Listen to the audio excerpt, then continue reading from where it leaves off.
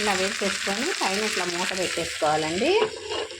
సిమ్లో పెట్టేసుకొని ఒక 2 సెకండ్ల తర్వాత తీస్తే మంచి కిందకి మంచిగా మగ్గిపోయి ఉంటుంది. మూత తీసి చూసుకుందామండి.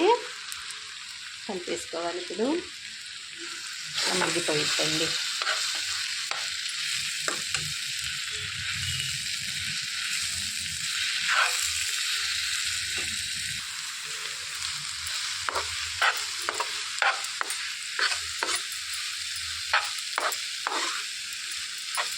మగ్గిపోయిందండి.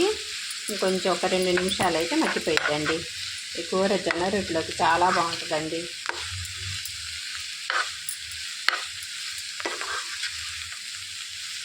ఆకుకూరల్లో ఇదొకటి కాబట్టి రక్తహీనత ఉన్నవాళ్ళు, బ్లడ్ పడాలనుకున్న వాళ్ళు, బ్లడ్ తక్కువ ఉన్న